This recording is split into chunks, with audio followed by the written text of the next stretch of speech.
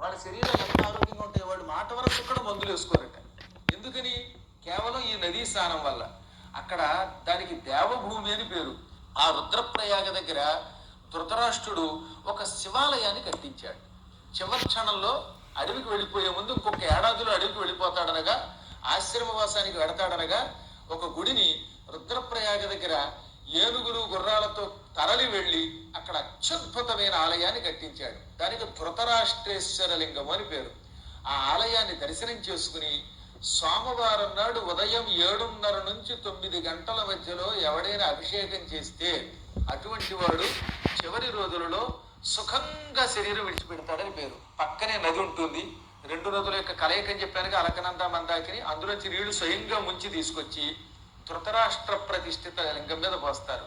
ఆ ధృతరాష్ట్రేశ్వర లింగం మీద పోసిన వాడికి పోయిన పదవులు కూడా వస్తాయి.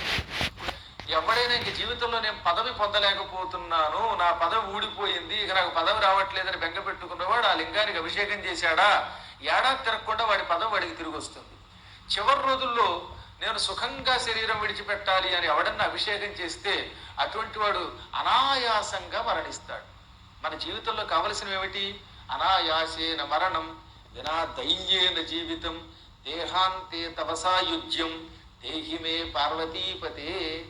అనాయాస మరణము, ఏమీ కష్టం లేకుండా అనారోగ్యంతో మంచం మీద పడి మలమూత్ర విసర్జన చేస్తూ తీసుకుని ఇతరుల చేత సేవ చేయించుకోకుండా సుఖంగా వెళ్ళిపోవడానికి అనాయాస మరణం అని పేరు.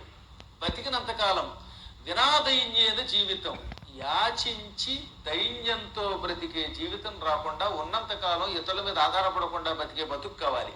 దానికి దైన్యము లేని జీవితం అని పేరు. అందుకని శివుణ్ణి శంకరాచార్యులు వారి శ్లోకం ద్వారా ఏమని అడిగారు? ఏ ఆయాసం లేకుండా మరణించాలి, యాచించే బ్రతుకొద్దు, దైన్యం లేకుండా బతకాలి, శరీరం విడిచిపెట్టాక నీలో కలిసిపోవాలి, ఈ 3 నాకు ఇవయ్యా పార్వతీపతి అని ప్రార్థించాడు శంకరాచార్యుల వారు. అందుకే ఈ శ్లోకం ఎప్పుడు మనం చదువుకుంటే మనకు అలాంటి జీవితం వస్తుంది. అది కావాలంటే ఆ రుద్రప్రయాగ దగ్గర ఉన్న ధృతరాష్ట్రేశ్వర లింగాన్ని పూజించాలి అని శాస్త్రం అనమాట. దాన్ని అంత జాగ్రత్తగా యంత్ర ప్రతిష్టతో చేశాడు ఆయన. ఆలయాలకు అడుగున యంత్ర ప్రతిష్ఠ ముఖ్యం. పైగా యంత్రం పెట్టింది ఎవరు?